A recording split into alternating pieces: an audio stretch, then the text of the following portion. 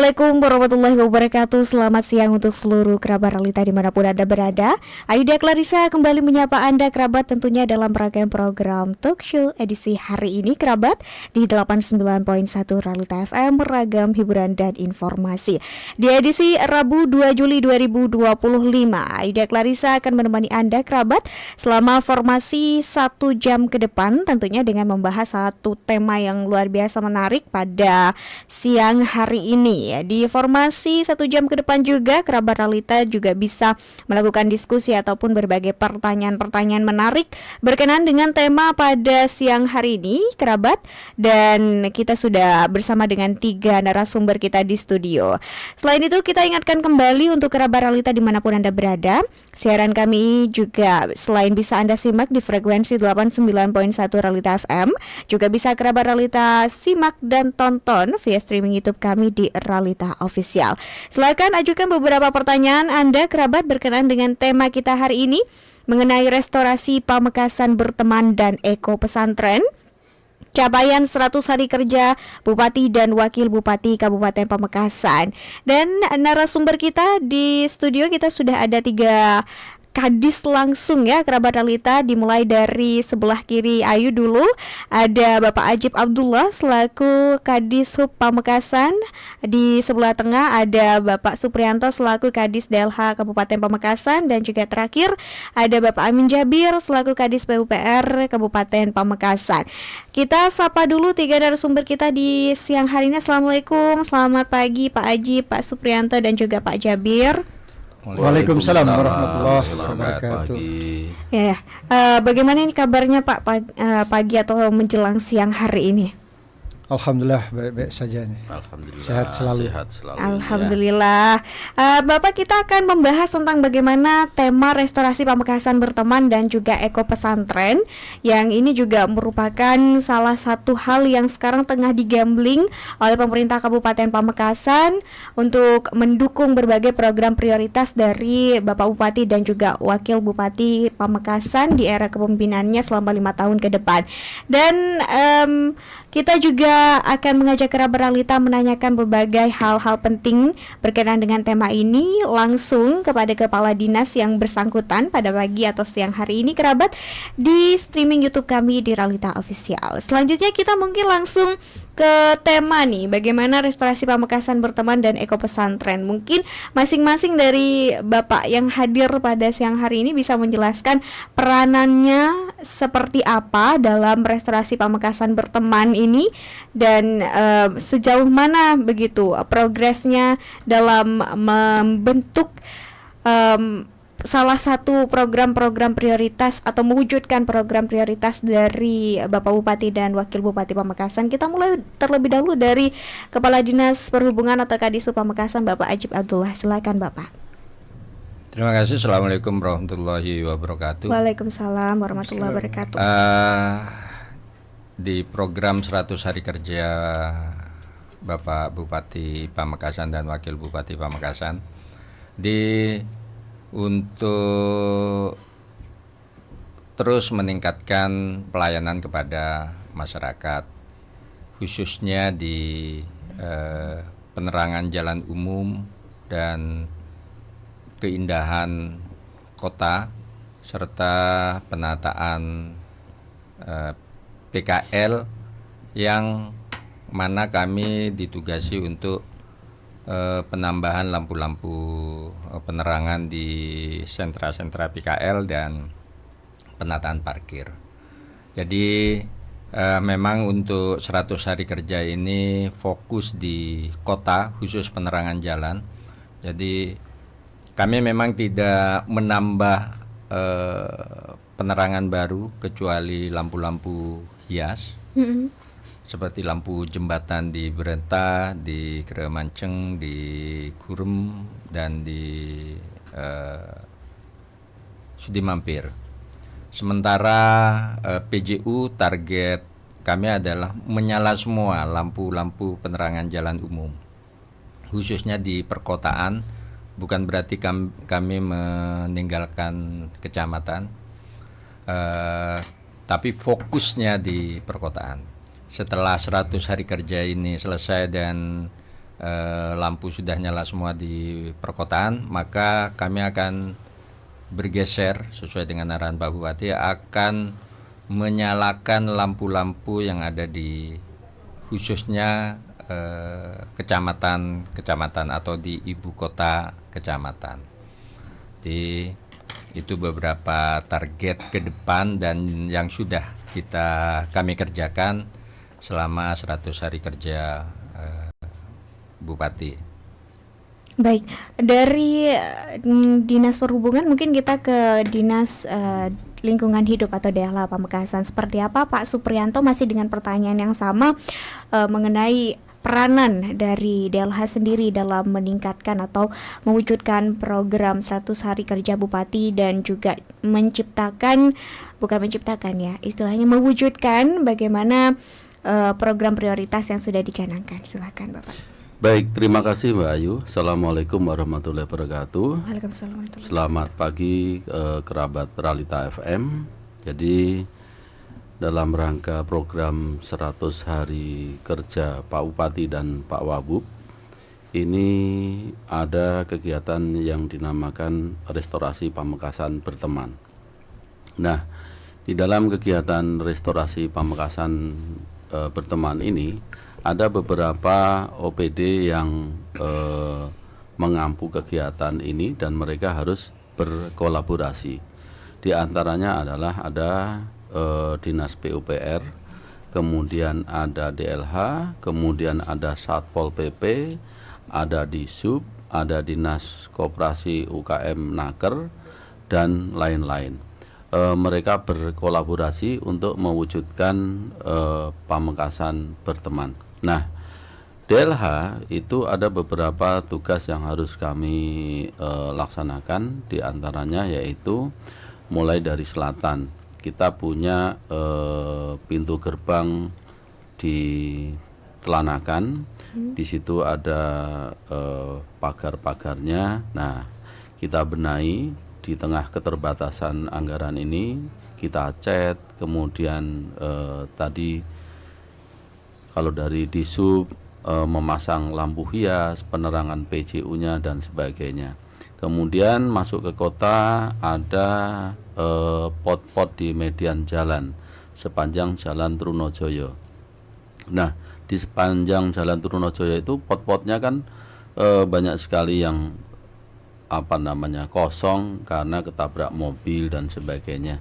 Oleh karena itu, pot yang ada itu kita maksimalkan, kita tata ulang, kita atur ulang, kemudian kita mulai beberapa hari yang lalu kita cat ulang. Nah, harapannya nanti yang kosong di sebelah selatan itu setelah semuanya digeser ke utara, nanti mudah-mudahan tahun ini kita bisa pengadaan pot lagi dan juga tanamannya. Tujuannya untuk apa?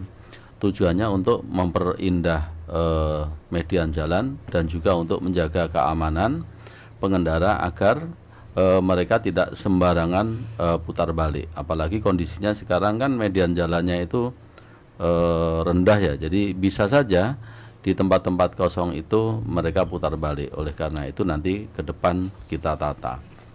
Kemudian masuk ke jantung kota Pamekasan yang selama ini mungkin masyarakat sudah tahu, Arek Lancor. Jadi Arek Lancor ini masyarakat Pamekasan ataupun di luar Pamekasan tahu bahwa jantung kota Pamekasan ini adalah Arek Lancor. Di situ ada taman-tamannya, kemudian juga ada lampu hiasnya. Oleh karena itu di program 100 hari ini kita mencoba menata kembali taman-taman itu, terus kemudian kita beri lampu hias dan alhamdulillah masyarakat saat ini bisa menikmati lampu hias itu. Kalau selama ini mungkin Arek Lancor kurang terang dan pengunjungnya tidak banyak, tetapi saat ini Arek Lancor sudah cukup terang, lampu hiasnya banyak dan pengunjungnya juga lumayan banyak ya, apalagi ketika malam minggu. Kemudian ada program lagi untuk mewujudkan Pamekasan Berteman ini, restorasi Pamekasan Berteman ini adalah pengelolaan sampah. Kita tahu bahwa di Pamekasan ini banyak sekali ya titik-titik sampah liar. Nah, oleh karena itu kita berkolaborasi dengan Pak Camat, dengan Pak Lurah untuk membereskan sampah-sampah ini. Kita melakukan penanganan sampah itu mulai dari jam 4 pagi. Jadi sebelum subuh petugas dari DLH sudah melakukan penyapuan, kemudian melakukan penyisiran dan diangkut. Kemudian nanti sekitar jam 11 siang kita angkut lagi, dan juga nanti sore hari kita angkut lagi. Jadi dalam sehari kita lakukan penyisiran 3 kali. Harapannya sampah-sampah di Pamekasan ini bisa lebih bersih. Nah, namun demikian ini perlu partisipasi dari masyarakat agar restorasi Pamekasan Berteman ini bisa terwujud. Barangkali ini dulu yang bisa kami sampaikan dari DLH. Terima kasih. Baik, terima kasih Bapak Supriyanto dari DLH. Dan selanjutnya kita ke Bapak Amin Jabir selaku Kepala Dinas PUPR Kabupaten Pamekasan. Seperti apa ini Pak peranan dari Dinas PUPR untuk mewujudkan restorasi Pamekasan Berteman dan mewujudkan begitu capaian dalam program 100 hari kerja dan mewujudkan program-program prioritas dari Bapak Bupati sendiri. Silakan Bapak. Baik, terima kasih kerabat realita yang berbahagia. Pertama saya ingin menyampaikan bahwa program 100 hari dengan salah satu kegiatannya itu adalah restorasi Pamekasan Berteman.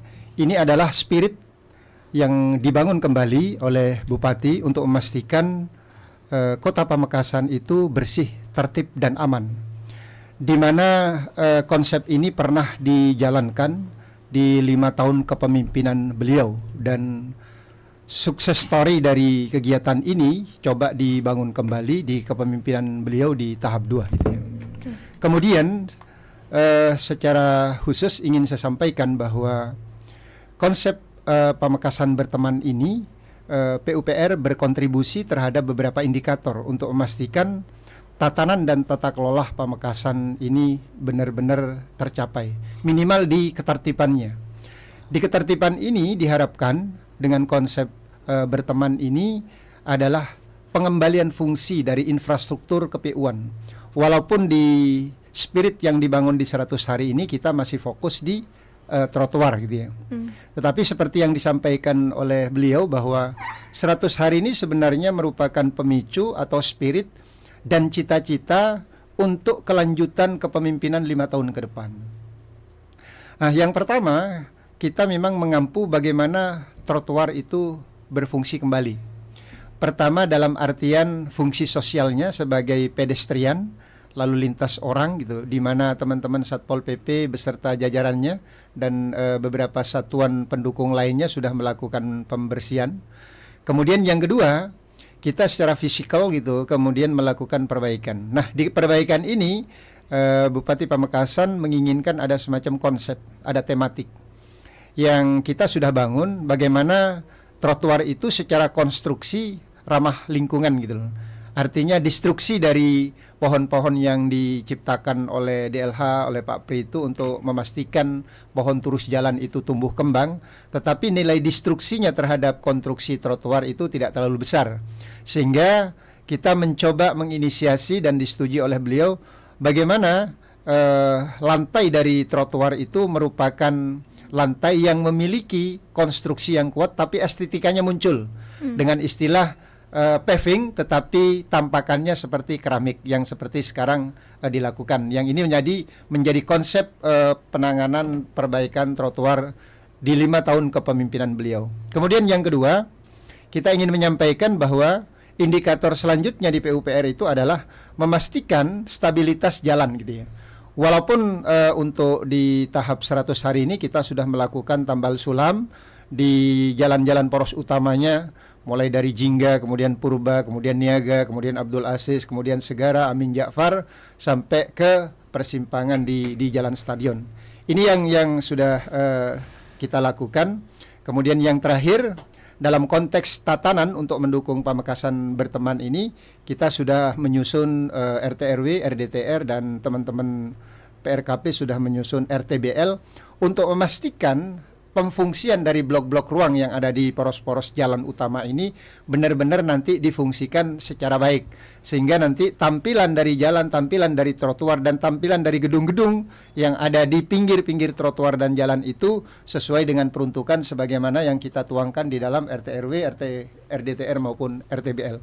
Ini mungkin yang bisa kami sampaikan kepada pemirsa atau kerabat Ralita yang berbahagia. Terima kasih.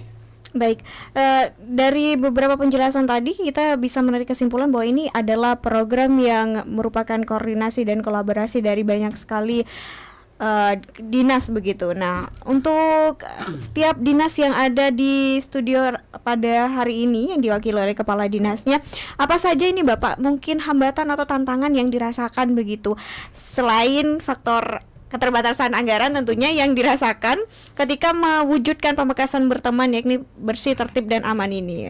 Pak Ajib terlebih dahulu seperti apa Pak? Terima kasih. Jadi memang faktor utama adalah anggaran. Tapi yang tak kalah pentingnya adalah peran serta aktif masyarakat. Khususnya di Telanakan dan di Sudi Mampir serta di Kremanceng. 3 titik ini kita selalu memasang lampu hias jembatan. Jadi di lampu hias jembatan itu seperti kemarin baru dipasang 1 hari di Telanakan, sudah nyala, siangnya hilang alat-alatnya, harus diganti. Kemudian ini kan memerlukan pemahaman dari masyarakat bahwa itu adalah fasilitas umum yang harus kita jaga bersama. Kemudian di Kremanceng, di Kurem itu, di akriliknya disobek.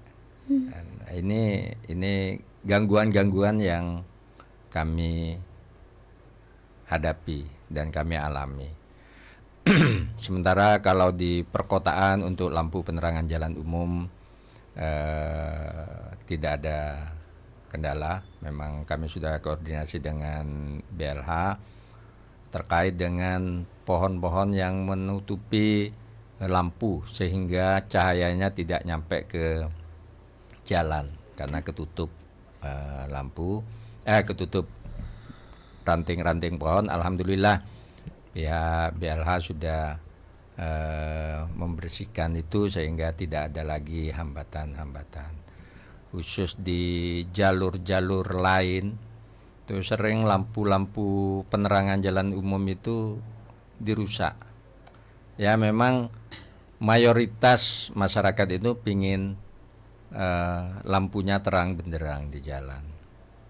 Tapi ada segelintir 1-2 orang yang pingin gelap. Jadi yang sering kita alami di Kolcengkol. Di Kolcengkol arah Pamekasan Pakong. Tepatnya desa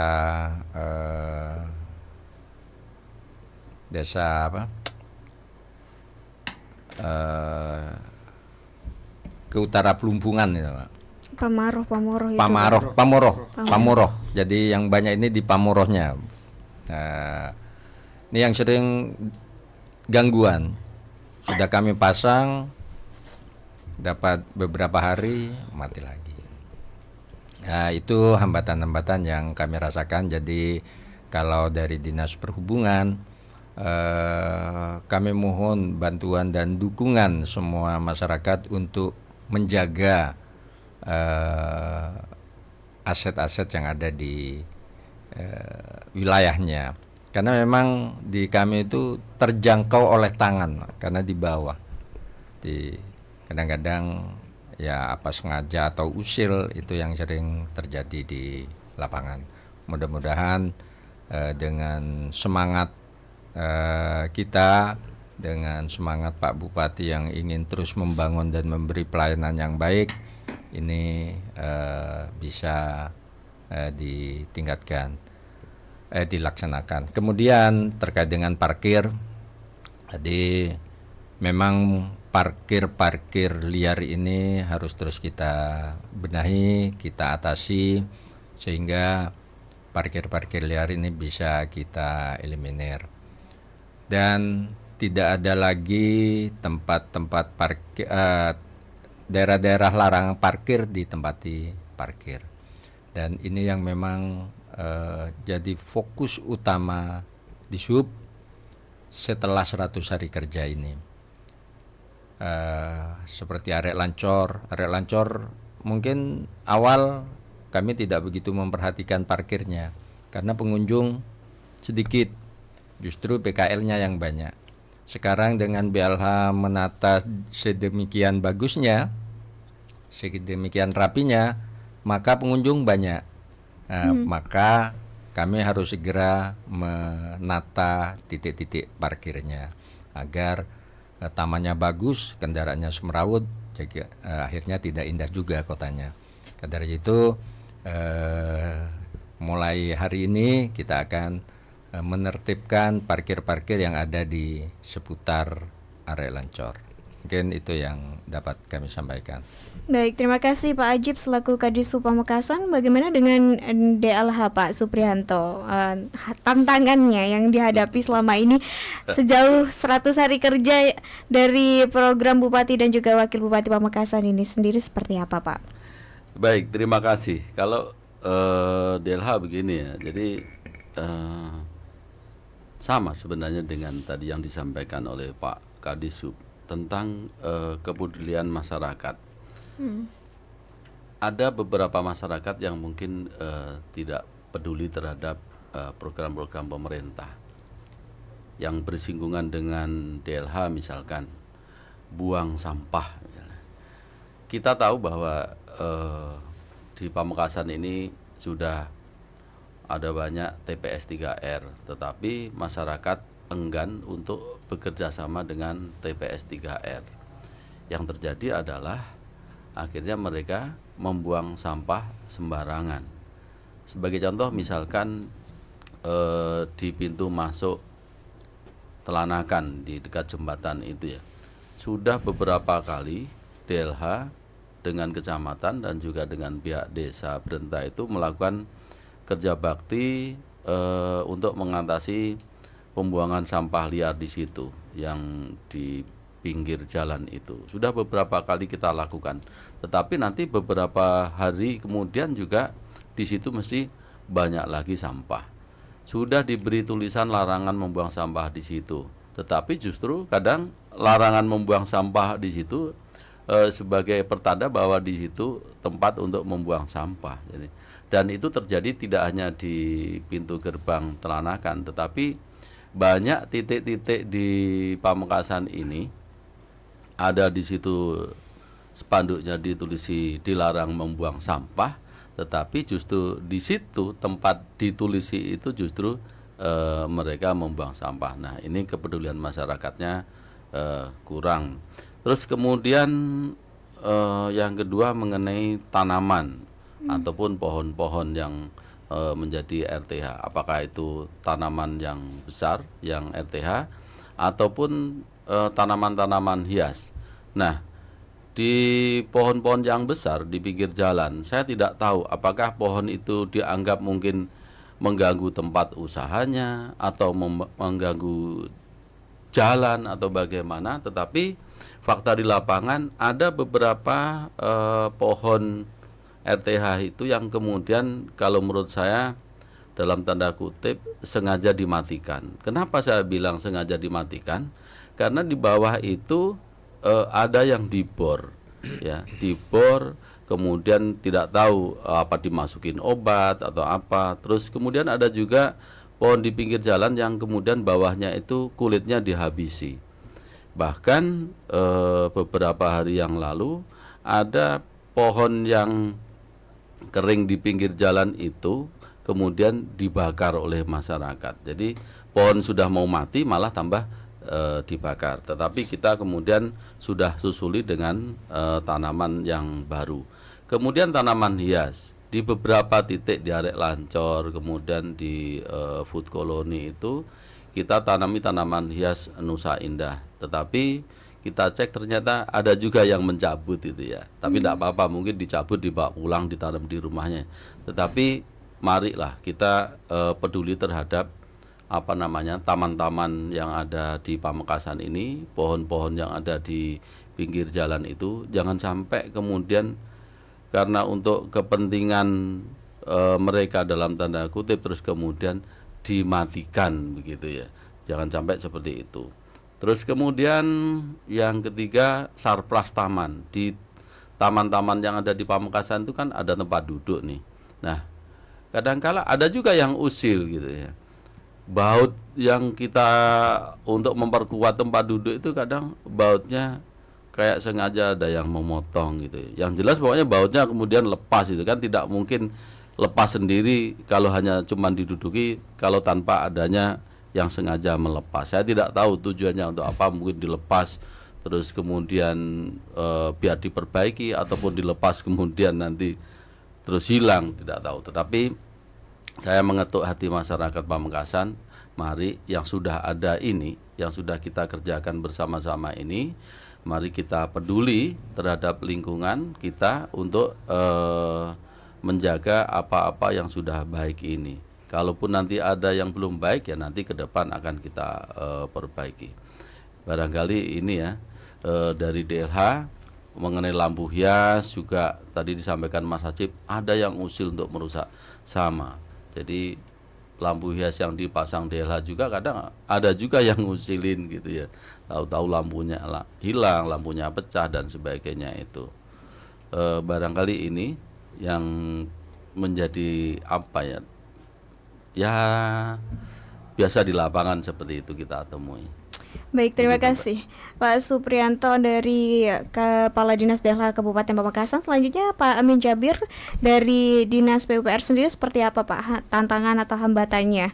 Karena kita seringkali berdiskusi tentang ini, utamanya di jalan, infrastruktur dan lain sebagainya, biasanya banyak terkendala di anggaran ya Pak. Nah, ini seperti apa Pak? Jadi kalau kita berbicara program pemerintah itu, berbicara potensi dan hambatan itu tidak terlepas dari material, metode, mesin gitu ya. Kalau tadi sudah dikatakan bahwa anggaran itu menjadi keniscayaan, artinya program itu berbanding lurus, berjalan lurus dengan kegiatan. Artinya ketika pembiayaannya kecil maka kegiatannya kecil gitu. Tetapi yang ingin saya sampaikan di sini bahwa di luar anggaran yang paling jadi persoalan di infrastruktur itu adalah law enforcement gitu ya. Artinya penegakan hukum. Misal kalau kita berbicara restorasi Pamekasan Berteman di sektor pengembalian fungsi infrastruktur trotoar gitu ya. Kita lihat ketika trotoar itu difungsikan sebagai ruang publis ekonomi, ruang usaha, kemudian kita ingin mengembalikan, ketika upaya penegakannya itu jalan, maka akan selesai. Kita lihat di area Lancor, kemudian kita lihat di Jalan Joko Tole, kita lihat di Jalan Diponegoro. Nah, ketika penegakannya itu jalan. Tetapi masih ada di trotoar itu terkait dengan bangunan gedung, ya, bangunan gedung. Jadi di trotoar kita ini banyak masih bangunan gedung yang memfungsikan trotoar itu sebagai etalase. Kemudian membangun konsol di atas trotoar. Nah, ini kita berharap nanti juga ada upaya penegakan hukum yang dilakukan oleh teman-teman yang mengampu gitu ya. Tetapi tentunya Satpol PP ini sangat membutuhkan peran serta yang memiliki wilayah teritorial, misalnya PRKP. PRKP itu sebenarnya dengan indikator PBG-nya bisa mengidentifikasi bangunan-bangunan gedung yang sekarang itu sudah berubah fungsi, yang semula mereka menyusun PBG-nya dengan ada ruang parkir, kemudian setelah selesai terbangun 1 tahun kemudian ruang parkirnya dijadikan ruang toko. Kemudian parkirnya pindah ke trotoar sehingga mereka membangun konsol. Ini sudah saatnya dilakukan penegakan hukum dengan dimulai peringatan-peringatan sebagaimana yang dilakukan oleh teman-teman Satpol PP. Tentunya di sini kita perlu keterlibatan dalam institusi yang melakukan penerbitan terhadap PBG itu. Kemudian yang kedua kita lihat umpamanya di Jalan Amin Ja'far itu jembatannya hampir setiap malam bukan dijadikan tempat parkir atau tempat berhenti, bahkan di situ dijadikan semacam etalase atau dijadikan garasi mobil gitu ya. Garasi mobil. Juga di sebelah timurnya kita lihat di jembatan Gledek Anyar itu. Kalau kita mau lihat di Gledek Anyar itu, separuh jalan itu sudah pasti dijadikan ruang parkir itu. Bahkan menurut saya bukan ruang parkir, tetapi garasi mobil. Kita lihat setiap hari itu, mulai dari pagi sampai siang di jalan Gledek Anyar itu, di jembatan Gledek Anyar itu dijadikan tempat mobil gitu ya. Nah, ini kan yang sedang diupayakan oleh kita untuk adanya penegakan. Kalau persoalan mitosnya, artinya regulasinya sudah ada, mau kita pakai undang-undang jalan gitu loh, atau kita mau pakai undang-undang lalu lintas jalan raya gitu loh. Sudah banyak. Artinya kalau mitosnya, regulasinya yang mengatur bagaimana jalan-jalan itu bisa difungsikan secara benar, trotoar itu bisa difungsikan secara benar. Kemudian juga jembatan itu bisa difungsikan secara benar. Jadi saya berharap penegakan hukum bisa dilanjutkan dengan upaya menertibkan ruang parkir dan ruang konsul yang sekarang sudah masif dilakukan oleh masyarakat. Yang terakhir kita lihat umpamanya etalase yang yang dibuat oleh dealer motor di jalan Jokotole itu, di jalan Jokotole. Jadi mereka menjadikan trotoar itu sebagai ruang etalase, bahkan sebagian dari perkerasan jalannya dijadikan ruang etalase. Kemudian sekarang motor-motor listrik itu hampir seluruhnya menjadikan trotoar itu sebagai ruang etalase. Ini kita sudah bisa menertibkan PKL, ternyata pengusaha-pengusaha motor listrik, mobil itu justru memfungsikan trotoar sebagai ruang etalasenya. Itu yang menjadi kendala utama di kita, yaitu law enforcement-nya itu. Baik, kita ke Bapak Supriyanto terlebih dahulu Pak, mengenai kita juga punya tema eko pesantren ini Pak. Tadi kita sebelum mulai ada sedikit pembahasan tentang eko pesantren itu sebenarnya apa sih? Ternyata pesantren berwawasan lingkungan tadi. Nah, singkatnya seperti itu. Nah, kemarin juga sempat dilakukan launching ya Pak ya di beberapa pondok pesantren. Nah, seperti apa ini Pak? Mungkin bisa dijabarkan kepada masyarakat mengenai eko pesantren atau pesantren berwawasan lingkungan ini. Silakan Pak.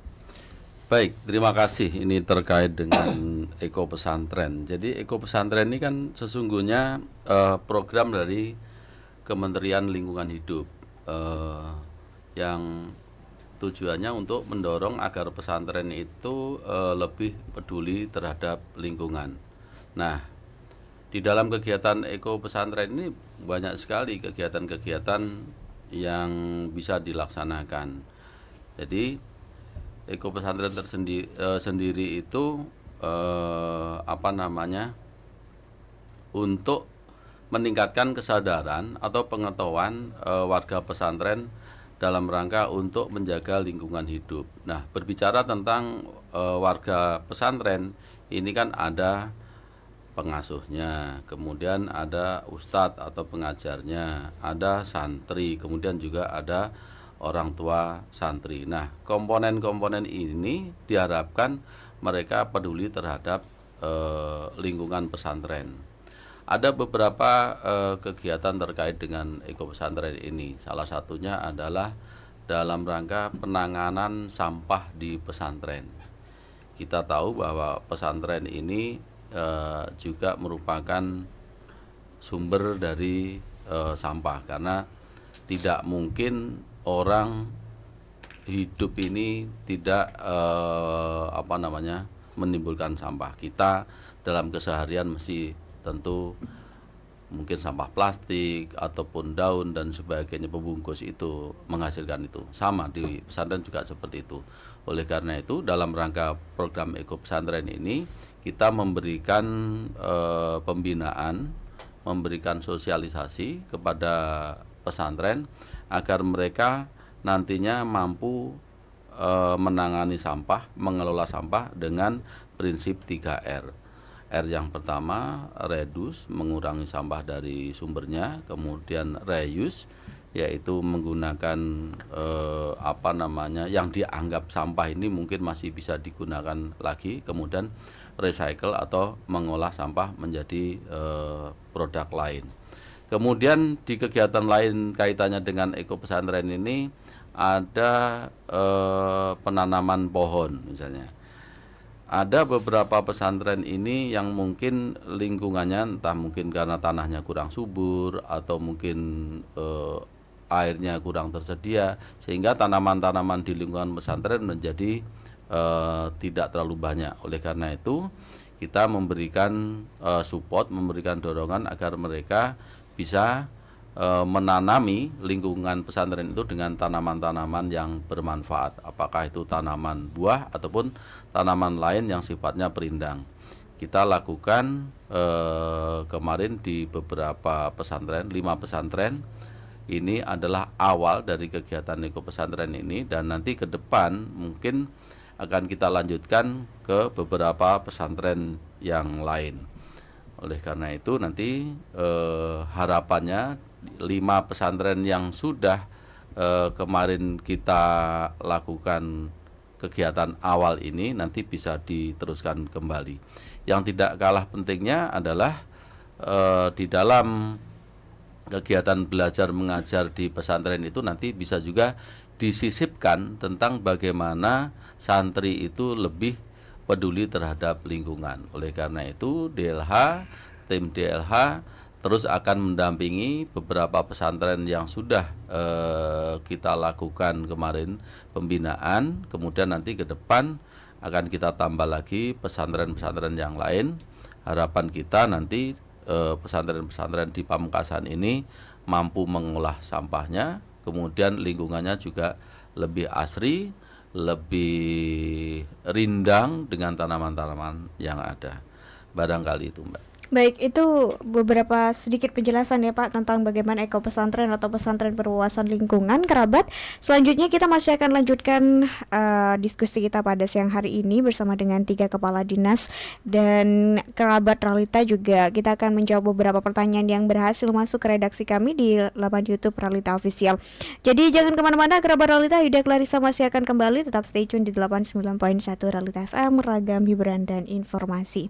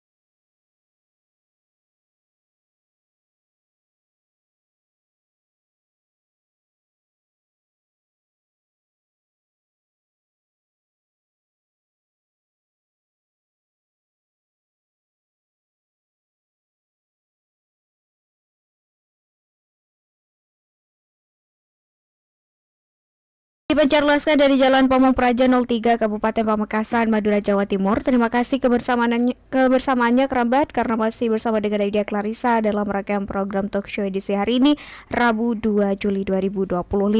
Dan masih dengan tema restorasi Pamekasan berteman dan eko pesantren, capaian 100 hari kerja Bupati dan Wakil Bupati Pamekasan. Masih bersama dengan Kepala Dinas Perhubungan Kabupaten Pamekasan Bapak Ajib Abdullah dan juga Bapak Supriyanto selaku Kadis DLH Kabupaten Pamekasan, dan terakhir ada Bapak Amin Jabir selaku Kadis PUPR Kabupaten Pamekasan. Kerabat, kita masih akan menemani Anda selama beberapa menit ke depan tentunya untuk membahas beberapa komenan yang berhasil masuk ke redaksi YouTube kami di Realita Official. Banyak sekali respon dari masyarakat, baik itu keluhan, aduan, atau bahkan respon-respon positif yang juga bisa kita bacakan langsung kepada kepala dinas terkait. Ada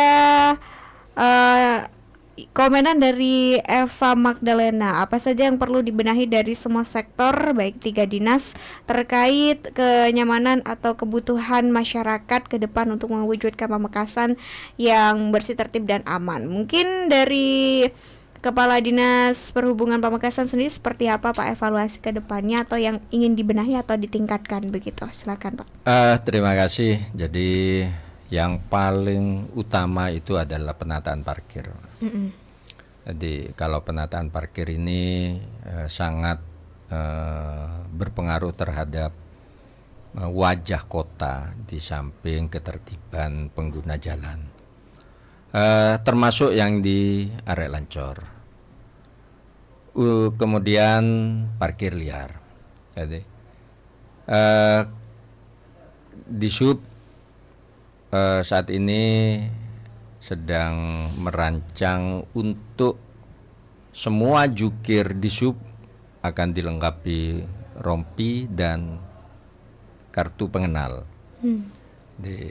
Biar masyarakat langsung tahu, oh itu bukan, itu liar, itu asli gitu. Jadi di samping rompi maka kartu pengenal. Kemudian terkait di area Lancor, jadi mulai hari ini semuanya akan diambil alih oleh Dinas Perhubungan.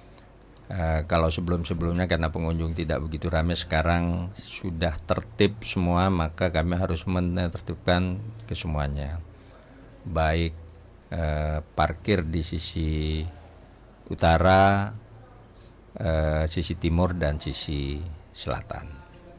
Di tempat-tempat parkir untuk area Lancor, parkirnya di sisi utara.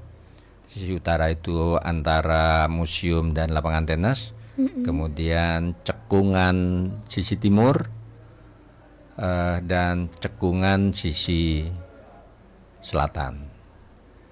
Itu tempat-tempat parkir yang disiapkan untuk pengunjung area Lancor. Mungkin itu. Baik, terima kasih Pak Ajib. Kita bergeser ke Pak Supriyanto, seperti apa Pak? Baik, jadi dalam rangka untuk memberikan kenyamanan masyarakat kaitannya dengan tugas DLH ini banyak ya sebenarnya yang ingin kita lakukan ya untuk memberikan kenyamanan masyarakat. Di antaranya adalah mengenai pohon-pohon yang di pinggir jalan, di ruas-ruas jalan itu yang masih banyak yang kurang, ada yang dimatikan, kemudian ya memang karena mati sendiri.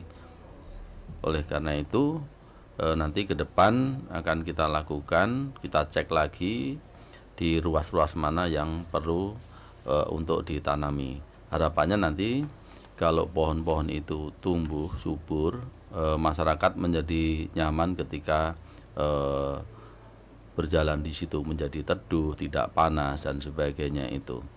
Oleh karena itu saya minta dukungan masyarakat nanti ketika ini sudah ditanami kembali, tolong dirawat dan jangan ada upaya-upaya misalkan untuk dalam tanda kutip dimatikan. Kemudian sarpras taman, masih banyak ya yang harus kita lakukan di situ. Tempat duduknya mungkin masih belum bagus, yang ada masih sederhana sekali, dari potongan kayu dan sebagainya itu. Nanti ke depan nanti kita pikirkan bersama, barangkali nanti kita buat tempat duduk yang lebih nyaman untuk masyarakat.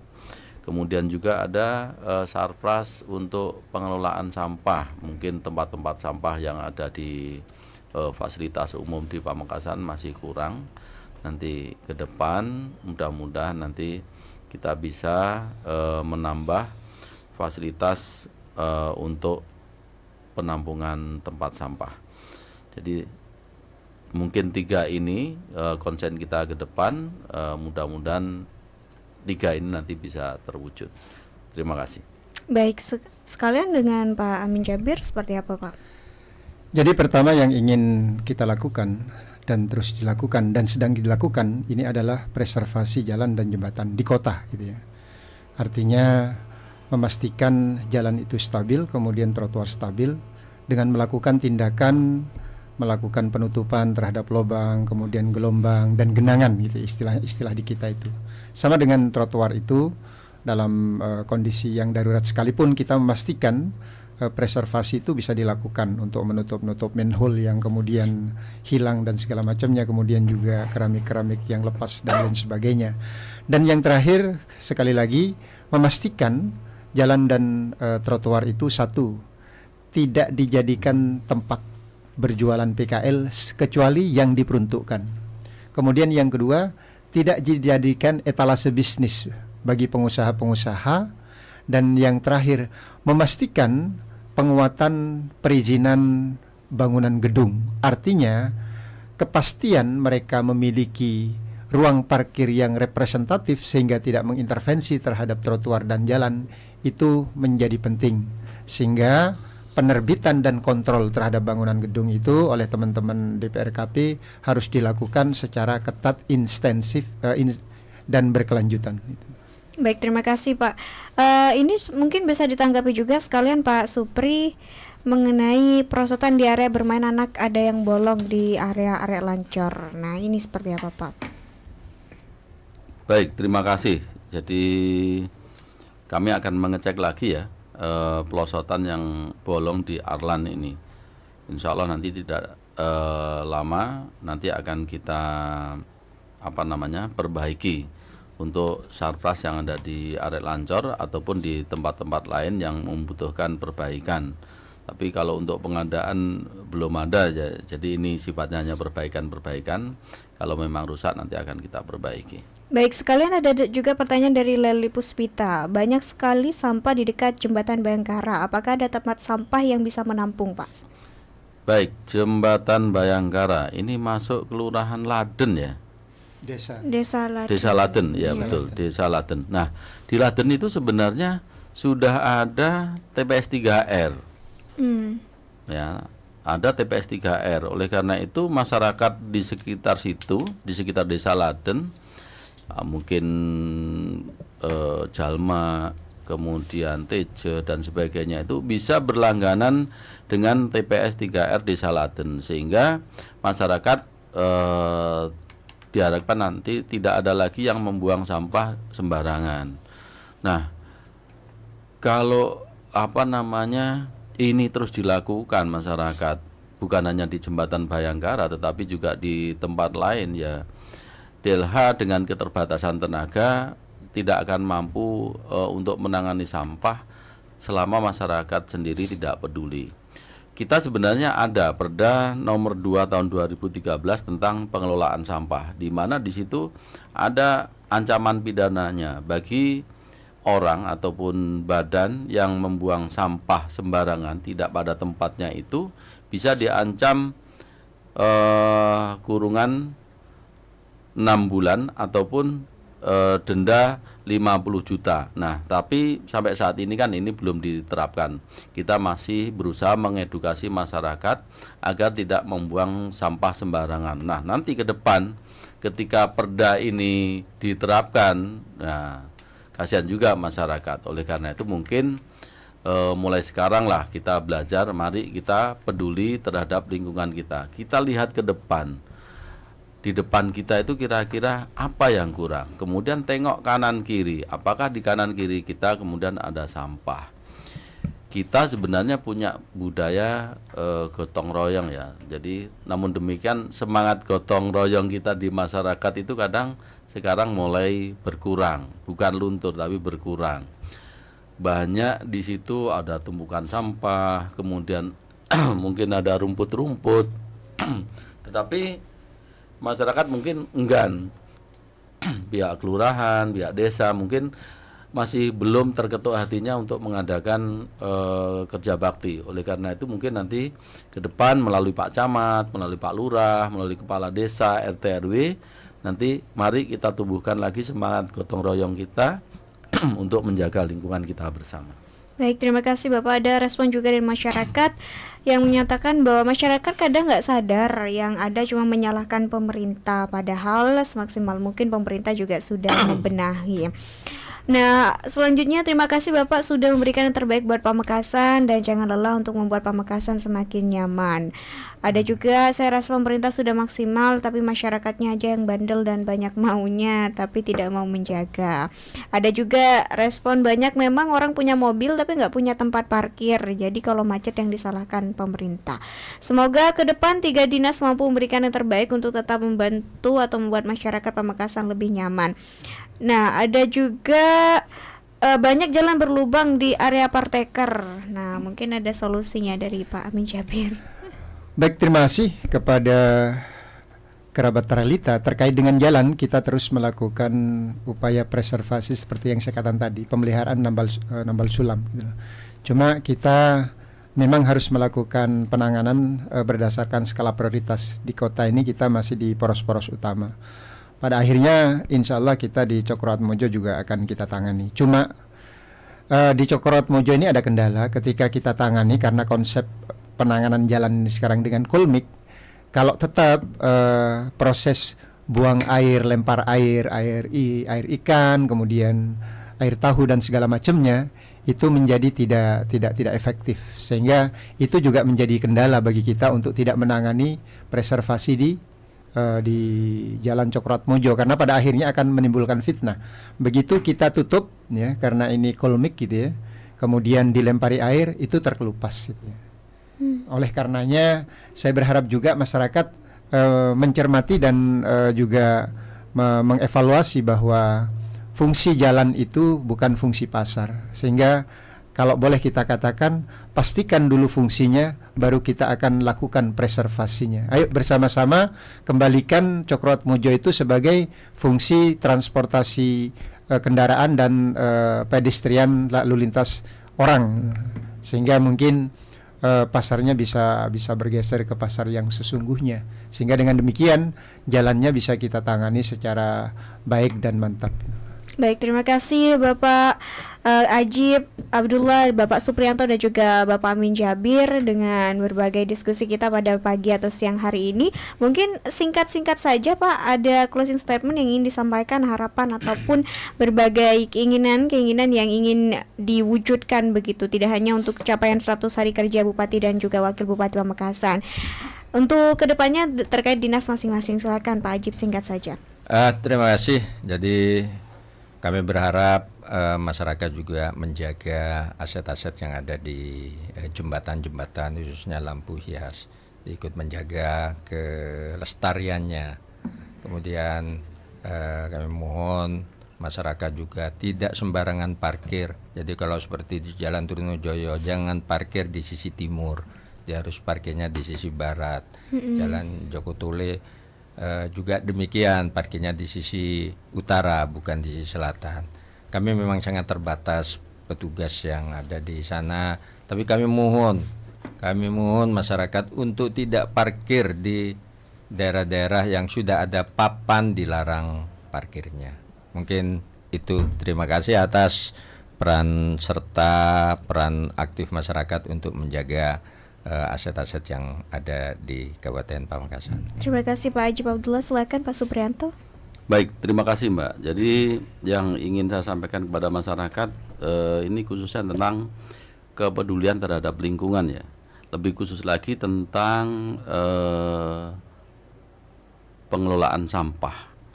Saya berharap kepada masyarakat untuk tidak membuang sampah sembarangan, apakah itu di pinggir jalan ataupun di sungai, karena di Pamekasan ada Perda nomor 2 tahun 2013 yang di dalamnya ada ancaman pidana bagi yang melakukan pelanggaran ini, yaitu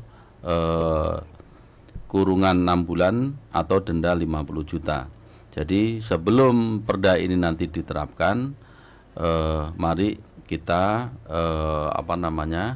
bersama-sama untuk peduli terhadap lingkungan. Kita tidak ingin menghukum masyarakat, tetapi kita ingin mengedukasi kepada masyarakat. Yang kedua, program 100 hari ini adalah pemantik atau penyemangat bagi kita OPD dan juga bagi masyarakat bahwa ke depan masih banyak hal-hal yang bisa kita lakukan untuk membuat Pamekasan ini lebih maju, lebih baik, dan tadi apa yang disampaikan restorasi Pamekasan Berteman ini mudah-mudahan nanti ke depan bisa terwujud.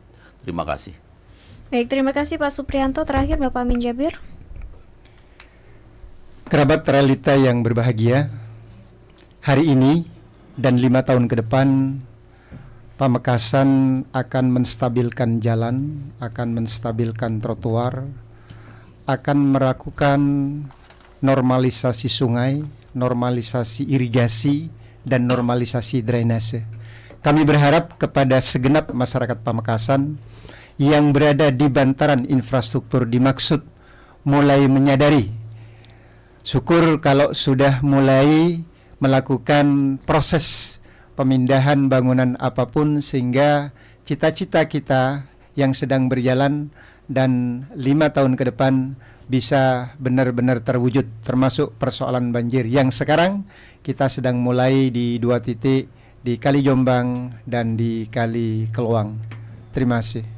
Baik, terima kasih Bapak Ajib Abdullah selaku Kadis Pamekasan, Bapak Suprianto selaku Kadis DLH Kabupaten Pamekasan, dan Bapak Amin Jabir selaku Kadis PUPR Kabupaten Pamekasan yang sudah bersedia hadir siang hari ini dan berdiskusi bersama tentang tema restorasi Pamekasan Berteman dan juga Eko Pesantren mengenai capaian 100 hari kerja Bupati dan Wakil Bupati Kabupaten Pamekasan. Dan kerabat realita, terima kasih untuk kebersamaannya. Ini juga menjadi akhir dari kebersamaan kita siang hari ini. Ayudia Clarissa pamit undur diri, stay healthy dan keep positif. Wassalamualaikum warahmatullahi wabarakatuh.